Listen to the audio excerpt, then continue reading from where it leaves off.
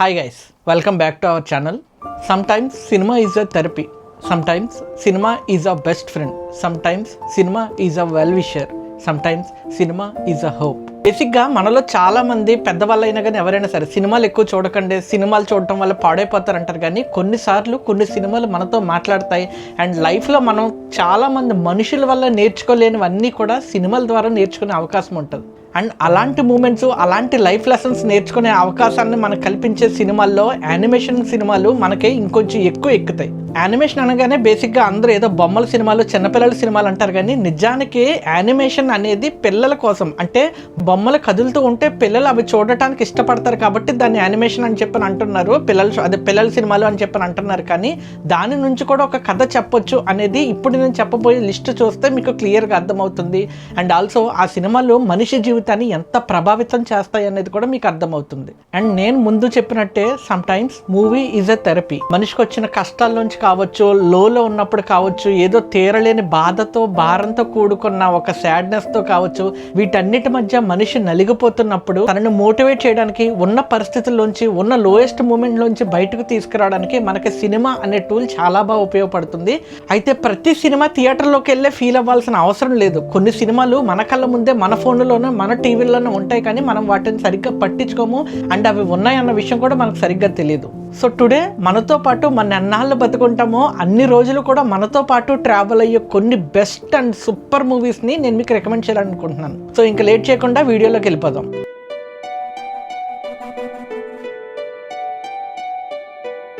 Number 1 పోన్యో.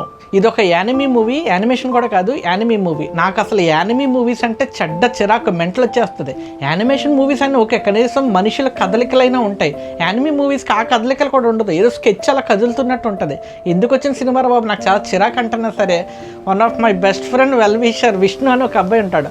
తను నాకు పోన్యో చూడండి అని 1కి 10 సార్లు రికమెండ్ చేయటం వల్ల నేను ఆ పోన్యో అన్న సినిమాని ఇష్టం లేకుండా మనసు చంపుకుని సర్లే ఏదో చెప్పాడు కదా చూడక తప్పదు అనుకుని స్టార్ట్ చేశాను.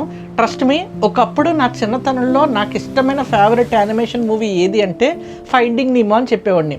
బట్ ఇప్పుడు ఈ అడల్ట్ ఈ ఏజ్ వచ్చేసిన తర్వాత, టీనేజ్ వచ్చిన తర్వాత, ఈ వయసులో చూసిన తర్వాత నాకు కొన్నాళ్ళ పాటు పోన్యో గుర్తుండిపోయింది. ఎప్పుడు లోగా ఫీల్ అయినా, ఎప్పుడు కొంచెం లైఫ్ మీద హోప్ తగ్గిపోయినా పోన్యో సినిమా పెట్టుకుని చూస్తాను.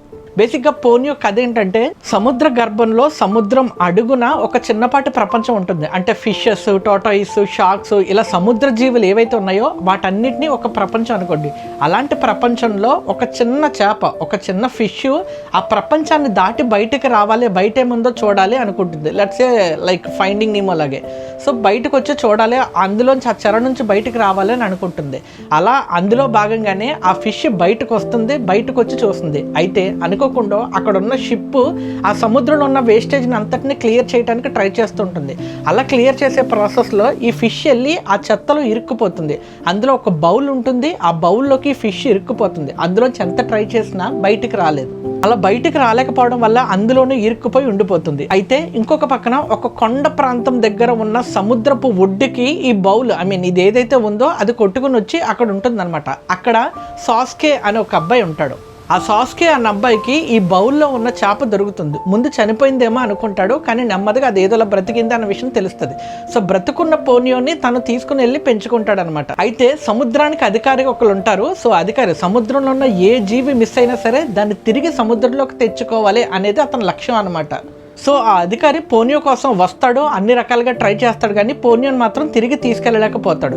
పోనియో కూడా సాస్కేతో ఎప్పట్లానే ఆడుకుంటూ నెమ్మదిగా తనతోనే పెరుగుతూ ఉంటుంది. అండ్ పోనియో ప్రపంచాన్ని కూడా సాస్కే నెమ్మదిగా అర్థం చేసుకుంటూ ఉంటాడు. ఆ చేపతో నెమ్మదిగా ఫ్రెండ్లీగా మాట్లాడి ఇవన్నీ చేస్తూ ఉంటాడు అనమాట. ఒకరోజు అనుకోకుండా పోనియోతో ఆడుకుంటున్న క్రమంలో ఆ పోనియో అన్న చేప సాస్కే వేలుని కరుస్తుంది. అలా కరవగానే ఆ బ్లడ్ పోనియో నోట్లోకి వెళ్ళిపోతుంది. అలా వెళ్ళిపోవడం వల్ల మనిషి రక్తం తాగటం వల్ల నెమ్మదిగా పోనియో అన్న చేపకి మనిషి లక్షణాలు వస్తాయి. సో ఇలా నెమ్మదిగా చేతులు కాళ్ళు రావటం వల్ల ఒక పూర్తి ఆడపిల్లలా మారిపోతుంది అనమాట. ఒక చిన్నపాటి ఆడపిల్లలా మారిపోతుంది పోనియో. ఇలా అవటం వల్ల వీళ్ళిద్దరూ ఇంకా మంచి బెస్ట్ ఫ్రెండ్స్ అవుతారు. అయితే అనుకోకుండా సాస్కే వాళ్ళ ఫాదర్ ఒక పెద్ద తుఫాన్లో ఇరుక్కుపోతారు, యుద్ధం దగ్గర తుఫాన్లో ఇరుక్కుపోతారు.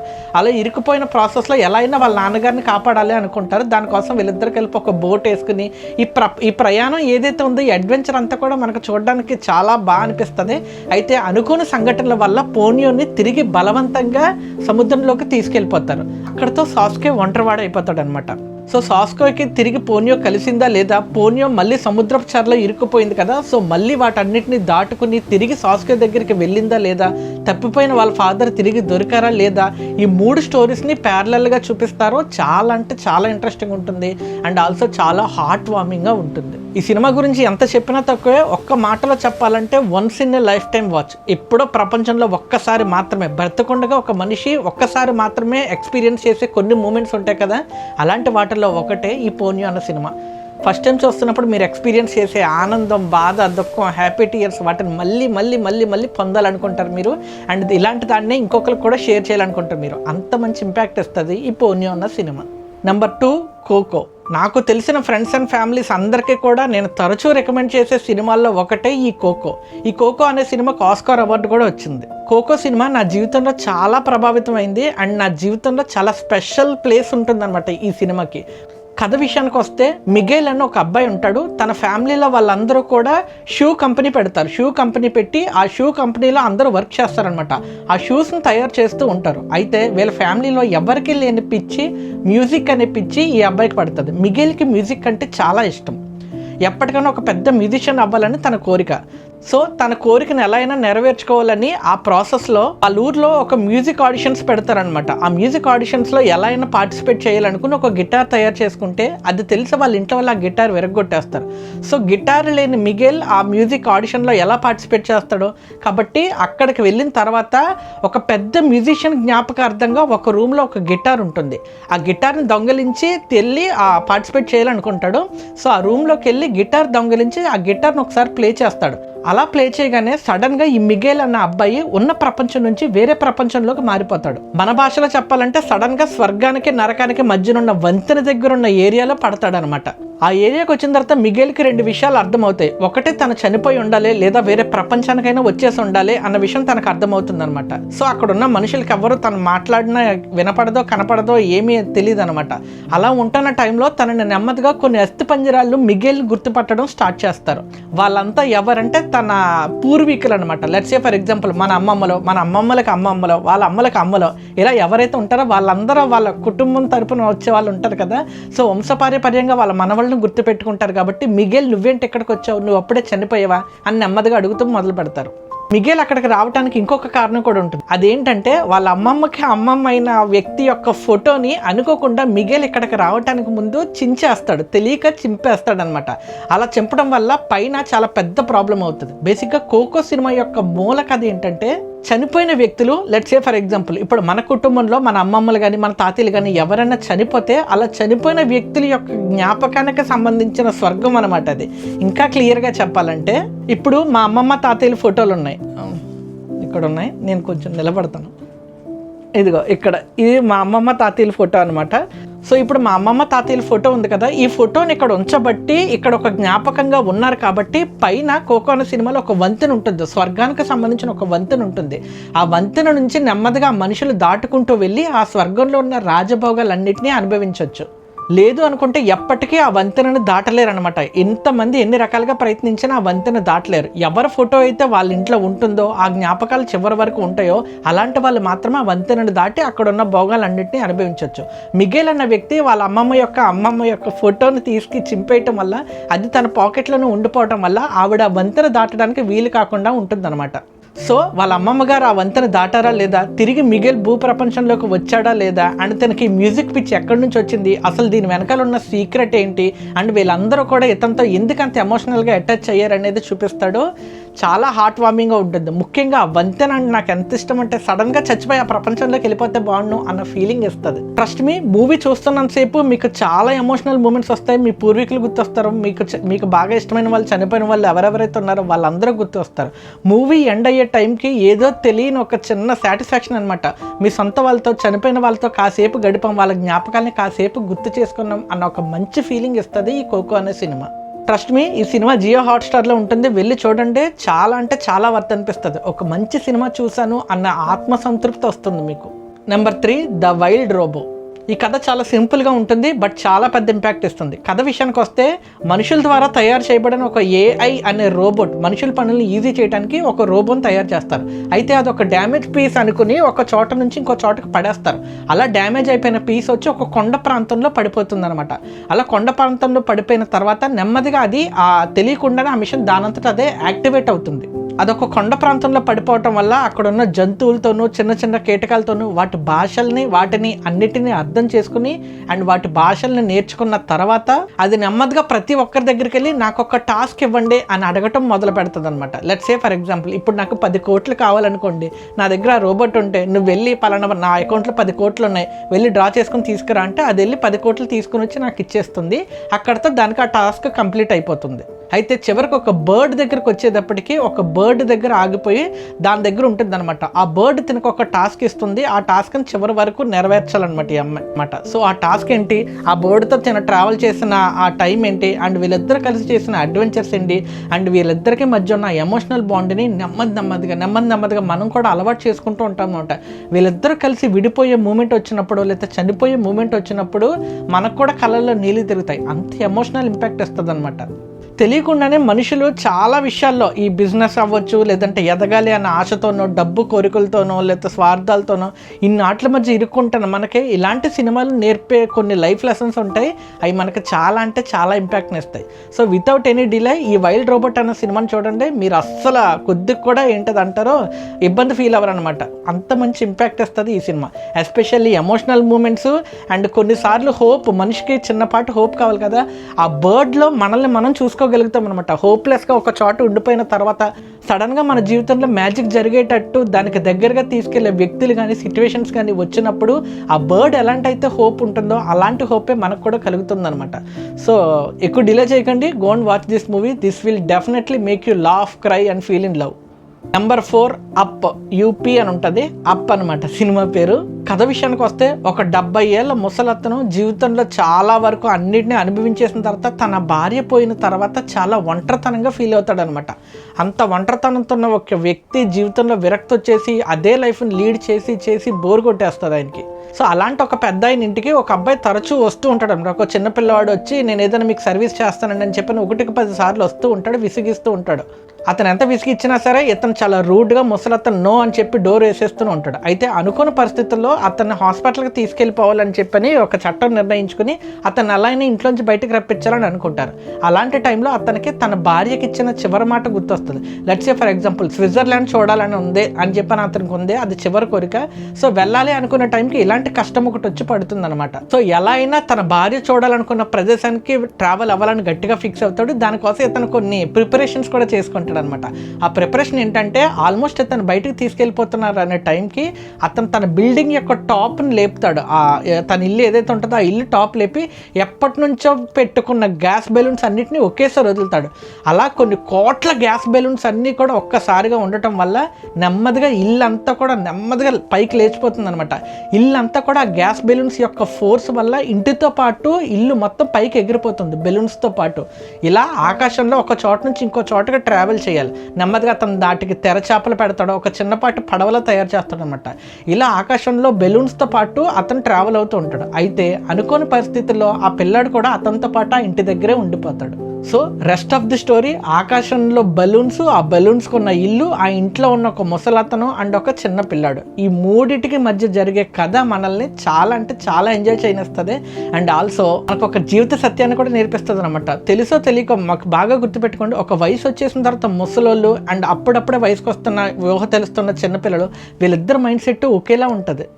ముసలోళ్ళు కూడా బాగా పెద్దవాళ్ళు అయిపోయిన తర్వాత ఎక్కువ చిన్నపిల్లలు చేష్టలు చేస్తూ ఉంటారనమాట. అండ్ అదే చేష్టలు ఈ చిన్నపిల్లల్లో కూడా చూడటం స్టార్ట్ చేస్తాడు ఇతను. మీకు తెలియని చాలా లైఫ్ లెసన్స్ నేర్పిస్తుంది. అండ్ మనం కనిపెట్టని చాలా విషయాలు ఈ సినిమా ద్వారా మనం కనిపెట్టేలా చేస్తుంది. ఎస్పెషల్లీ ఎమోషన్స్ అండ్ పెద్దవాళ్ళని అర్థం చేసుకునే విధానం అండ్ ఆల్సో మనుషులు ఎప్పటికప్పుడు తరచూ మర్చిపోతున్న చిన్న చిన్న ఇంపార్టెన్స్లు, వీటన్నిటిని కూడా ఈ అప్ అనే సినిమా మనకు పరిచయం చేస్తుంది. ట్రస్ట్ మీ, చూస్తున్నంతసేపు మీకు హార్ట్ వార్మింగ్ అనిపిస్తుంది, కళ్ళంట నీళ్ళు చాలా సంతోషంగా కారుస్తారు. అంత మంచి ఇంపాక్ట్ ఇస్తుంది ఈ అప్ అనే cinema. And number 5 inside out. దీనికి 2 పార్ట్స్ వచ్చాయి. ఫస్ట్ సినిమా గురించి చెప్తున్నాను నేను, ఇన్సైడ్ అవుట్. ఈ సినిమా గురించి ఒక్క మాటలో చెప్పాలంటే ఈ సినిమా చూసాక మీరు నన్ను తిట్టుకుంటారు ఈ వీడియో కిందకు వచ్చి, ఎందుకంటే టాప్ 1 ప్లేస్లో పెట్టాల్సిన సినిమాని టాప్ 5లో పెడుతున్నావు ఏంట్రా అని తిడతారు. అంత మంచి ఇంపాక్ట్ ఇస్తుంది అనమాట. కథ కూడా చాలా వినూత్నంగా ఉంటుంది, చాలా వింతగా కూడా ఉంటుంది. లెట్స్ సే ఫర్ ఎగ్జాంపుల్ కథ ఏంటంటే, ఇప్పుడు జే అనే పర్సన్ నేను ఒకటి ఉన్నాను, నా మైండ్లో తిరిగే ఎమోషన్స్ ఎలా ఉంటాయి అనేది, ప్రతి మనిషి యొక్క మెథడ్లో కొన్ని ఎమోషన్స్ ఉంటాయి, కానీ ఒక్కో ఎమోషన్ ఒక్కో క్యారెక్టర్ అయితే ఎలా ఉంటుంది అనేది ఈ సినిమా మనకి క్లియర్గా చూపిస్తుంది. లెట్స్ సే ఫర్ ఎగ్జాంపుల్ ఇప్పుడు జే అనే వ్యక్తిని నేను ఒకటి ఉన్నాను కదా, ఇంత మంచి వీడియో చేసి ఇన్ని మంచి సినిమాలు మీకు రికమెండ్ చేసిన వీడియోని ఒక 24 అవర్స్ తర్వాత, అప్లోడ్ అయిన 24 అవర్స్ తర్వాత వెళ్ళి ఎన్ని వ్యూస్ వచ్చాయా అని చెక్ చేశాను అనుకోండి, నేను ఎక్స్పెక్ట్ చేసిన దానికన్నా చాలా తక్కువ వ్యూస్ వచ్చినప్పుడు నాకు సడన్గా కోపం, బాధ అన్ని జమ్మని వస్తాయి ఒక్క నిమిషం.